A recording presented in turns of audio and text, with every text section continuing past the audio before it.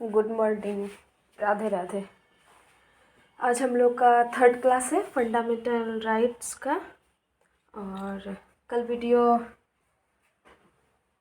हम लोग नहीं कर पाए थे, नहीं बना पाए थे, तो आज हम लोग पहले 18 का करेंगे, फिर 19 का करेंगे। 18/11/2022 का वीडियो पहले अपलोड करेंगे, फिर 19 का करेंगे। तो मौलिक अधिकार हम लोग का चैप्टर कौन सा था?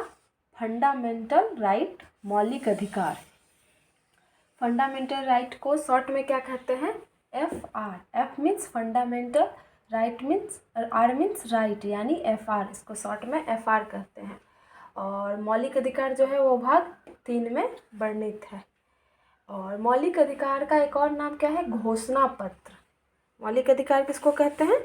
घोषणा पत्र को भी कहते हैं। इसको घोषणा पत्र क्यों कहते हैं? क्योंकि इंग्लैंड के जो राजा किंग जॉन थे, उनके द्वारा 1215 ईस्वी में सबसे पहले इसका जो है घोषणा किया गया था। वहाँ के जो जनता थे, यानी सामंत जो थे, उसके दबाव में आके किंग जॉन जो थे सबसे पहले 1215 ईस्वी में इस अधिकार का घोषणा किए थे, यानी इसको घोषणा पत्र भी कहते हैं मौलिक अधिकार को। ये जो मौलिक अधिकार है, सबसे पहले कौन सा ऐसा देश है जिसके संविधान में ये मौलिक अधिकार सबसे पहले वर्णित है? तो वो फ्रांस है। फ्रांस का जो संविधान है उसके मूल अधिकारों में ये वर्णित है। मतलब संविधान जब बना था तभी से ये स्टार्ट था। कहाँ के? फ्रांस के मौलिक अधिकार, मतलब फ्रांस का जो संविधान है उसमें ये मूल अधिकार वर्णित है। 1789 में ही जो फ्रांस का संविधान था उसी में इसका लिखा हुआ है कि भाई मौलिक अधिकार हम अपने जनता को देंगे। और ये जो संपत्ति का अधिकार था, जो पहले स्टार्टिंग में ये 7 था, अभी 6 ही रह गया है क्योंकि संपत्ति का अधिकार हट गया है। तो संपत्ति का अधिकार पहले किस में था? 19 का ए और 31 में था। 31 में भी था और 19 का 1 में भी था। इसको हटा के कहाँ कर दिया गया? 300 का ए, या उसको को भी कहते हैं। 300 आर्टिकल 300 को में इसको कानूनी अधिकार बना दिया गया। पहले ये मौलिक अधिकार था संपत्ति का अधिकार, अब इसे कानूनी अधिकार बना दिया गया है। और जो कानूनी अधिकार, ये क्वेश्चन आएगा कि जब ये जो संपत्ति का अधिकार है वो कौन से भाग में है? तो भाग 12 में। भाग 12 में जो है अभी संपत्ति का अधिकार है, और उसको कौन सा अधिकार बना दिया गया? तो कानूनी अधिकार बना दिया गया। अच्छा, ये जो मौलिक अधिकार है इस पे क्वेश्चन आएगा, क्या मौलिक अधिकार जो होता है वो अस्थाई होता है या अस्थाई होता है? तो मौलिक अधिकार अस्थाई होता है। ये अस्थाई होता है, अस्थाई नहीं हो सकता। क्यों? क्योंकि इसमें 368 के तहत संसद जो है उसमें संशोधन कर सकती है। केवल और केवल संसद ही कर सकती है। सुप्रीम कोर्ट को ये इसमें अधिकार नहीं है कि वो फंडामेंटल राइट के खिलाफ अपना जो है वो जारी कर सके हैं। तो इसके किसके पास अधिकार है? तो केवल संसद के पास अधिकार है आर्टिकल 368 के तहत। इसलिए ये क्या है? अस्थाई ना होके अस्थाई है। इस पे निर्बंधन लगाए जा सकते हैं। इस पे युक्ति युक्त निर्बंधन लगाए जा सकते हैं। मीन्स निर्बंधन मतलब किसी भी चीज़ पे रोकना, और युक्ति युक्त मतलब युक्ति युक्त, जिसका युक्त जो है सही हो, सही तरीके से हो, गलत तरीके से नहीं। आप समझाइए कि इस पे जो संपत्ति का अधिकार हटाए तो आप इस पे सही ढंग से, आप कार्यपालिका है तो बस इसको ऐसे ही नहीं कि हाँ आज से हट गया तो ये हट नहीं जाएगा। जैसे कल को बोलेंगे कि स्वतंत्रता का अधिकार जो है अनुच्छेद 19 से 22 में है, उसको हटा दीजिए, तो ऐसे नहीं, युक्ति युक्त तरीके से इस पर निर्बंधन लगाया जा सकता है। आप इसका काउज दीजिए कि क्यों हटा रहे हैं और इसके बदले आप हमको क्या दे रहे हैं, इसके हटाने से क्या लाभ होगा देश को। तो इसको युक्ति युक्त तरीके से ही केवल हटाया जा सकता है। और इसमें जो है जब ये आपातकाल लगता है, राष्ट्रीय आपातकाल, तीनों आपातकाल के समय नहीं, केवल और केवल राष्ट्रीय आपातकाल के समय सारे मौलिक अधिकार जो है स्वतः समाप्त हो जाते हैं। केवल 20 और 21 छोड़ के स्वतः सारे आर्टिकल समाप्त हो जाते हैं, जो भी 12 से 35 तक में वर्णित है। 20 और 21 को छोड़ के तो क्वेश्चन आएगा कि कौन सा ऐसा आर्टिकल है, कौन सा ऐसा मौलिक अधिकार है जो कि जब ये राष्ट्रीय आपातकाल लगता है तो वो बच जाता है, बाकी सब खत्म हो जाता है, लेकिन वो आर्टिकल जो है वो अभी भी लागू रहता है आपातकाल के समय भी। तो वो कौन सा आर्टिकल हो गया? तो 20 और 21 आर्टिकल जो ही होता है वो राष्ट्रीय आपातकाल के समय भी लागू रहता है। तो आपातकाल 3 होते हैं, एक 352, एक 356 और एक 360। 360 वाला कौन सा होता है?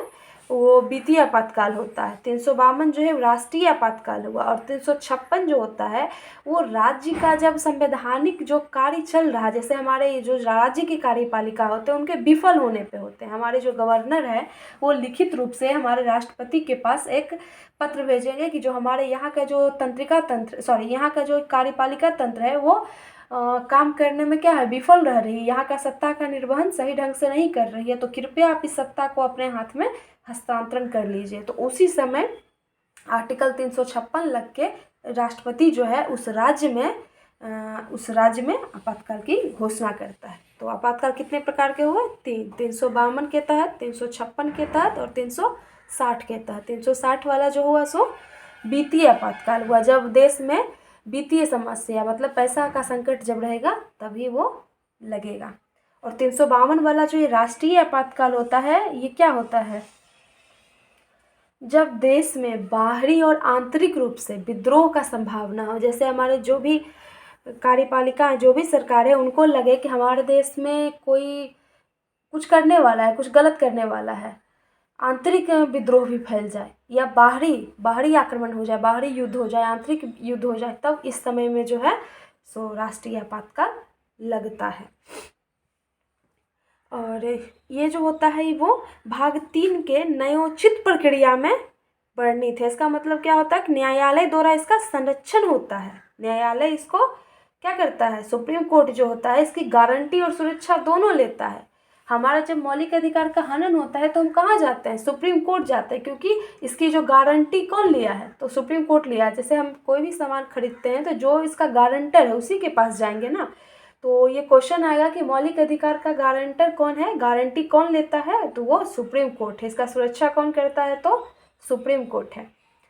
चलिए, अब मौलिक अधिकार के बारे में जितना भी इसका स्ट्रक्चर था हम लोग पढ़ चुके हैं। अब हम लोग आर्टिकल पे आ जाते हैं। जैसे 12 से 35 तक में इसका वर्णित है मौलिक अधिकार हमारा। तो सबसे पहले स्टार्ट करते हैं आर्टिकल 12। आर्टिकल 12 में क्या है? राज्य की परिभाषा है। राज्य की परिभाषा। तो राज्य की परिभाषा कह दे रहे से सिर्फ हम लोग के माइंड में आ रहा होगा कि भाई राज्य की जो कार्यपालिका है वही नहीं, इसमें बहुत सारे बॉडी जो है वो इसमें सम्मिलित होते हैं। जैसे संघ कार्यपालिका और संसद, वो भी राज्य की परिभाषा में ही आते हैं। राज्य की कार्यपालिका और राज्य विधानमंडल, वो भी जो है राज्य की परिभाषा में ही आते हैं। स्थानीय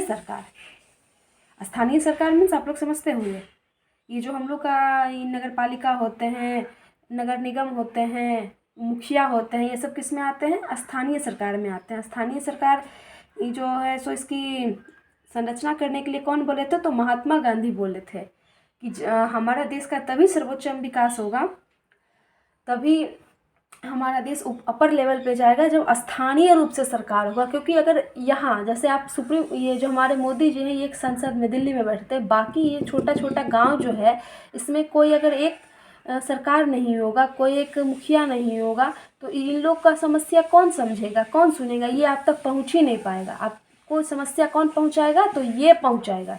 यहाँ के जो मुखिया होंगे, जो हेड होंगे, वो आप तक पहुँच सकते हैं, बट हर एक जनता को आप तक पहुँचना संभव नहीं है। इसलिए आप स्थानीय रूप में भी सरकार लाइए। तो ये क्वेश्चन आता है कि स्थानीय सरकार की सिफारिश कौन किए थे, कौन से नेता? तो वो महात्मा गांधी किए थे कि स्थानीय रूप से भी सरकार लाई। तो स्थानीय सरकार में कौन कौन आया? मुखिया हो गए, प्रखंड लेवल पे जो हो गए, ब्लॉक लेवल पे हो गए, नगर पालिका हो गए, तो वो सब स्थानीय सरकार आ गए। अच्छा, नगर पालिका और कौन ऐसा शहर जिसको नगर पालिका में तब्दील किया जाता है? उसका क्राइटेरिया क्या है? उसका पॉपुलेशन है कि इतना पॉपुलेशन से अगर ज़्यादा हो गया तो वो इस क्राइटेरिया में रहेंगे, और इससे ज़्यादा हो गया तो वो इस क्राइटेरिया में रहेंगे। तो स्थानीय सरकार उसी को कहते हैं। और ये जो राज्य की परिभाषा है इसमें एक और चीज़ आता है, क्या? अन्य प्राधिकरण। अन्य प्राधिकरण में क्या क्या आता है भाई? तो अन्य प्राधिकरण में जैसे कि कोई भी संस्था हो जिसको सरकार अपना काम करने के लिए, जैसे इरडाई क्या है? इरडाई क्या होता है? इरडाई क्या है कि आधार कार्ड को कौन बनाता है? आधार कार्ड, ठीक है, आधार कार्ड तो जानते हैं कि सरकार द्वारा हम लोग को मिलता है, प्रदान होता है। बट क्या सरकार हर एक व्यक्ति के घर जाके खुद ही बनाती है कि यहाँ आज भंडारा खा गई, आज मोकामा चली गई, आज पटना चली गई? क्या खुद ही सरकार उठ के जाती है? नहीं, सरकार एक बोर्ड है, एक संस्था है, एक उसको क्या करती है, हस्तांतरण कर देती है कोई भी काम, उसको वित्तीय रूप से निर्वहन कौन करते हैं, सरकार। अन्य प्राधिकरण में वही आएगा जिसका वित्तीय रूप से देखरेख कौन कर रहा है, सरकार, जिसका खर्चा कौन उठा रहा है, सरकार, बट काम कर रहा है वो पब्लिक रूप में, पब्लिक को बीच में आके। जैसे इरडाई जो है वो क्या है, ये इरडाई क्या है, तो वो आधार कार्ड बनाने वाला एक संस्था है, तो उसको नियुक्त कौन किया है, तो सरकार किया है। तो वो किसके तहत आएगा, तो अन्य प्राधिकरण के तहत आएगा। अन्य प्राधिकरण के तहत और भी आता है, जैसे ONGC आता है, शेल आता है, और बहुत ऐसा, जैसे NCERT है वो अन्य प्राधिकारी के तहत नहीं आता। क्यों, क्योंकि NCERT का जो भी निर्वहन है वो सरकार द्वारा नहीं होती है, तो वो नहीं आते हैं। और इसका जो क्राइटेरिया है कि कौन कौन ऐसा कंपनी है, कौन कौन ऐसा इंस्टीट्यूट है वो अन्य प्राधिकरण के तहत आएगी और नहीं आएगी, इसका ये तय कौन करता है, तो सुप्रीम कोर्ट तय करता है कि भाई कौन ऐसा कंपनी है जो अन्य प्राधिकरण के तहत आएंगे और कौन नहीं आएंगे।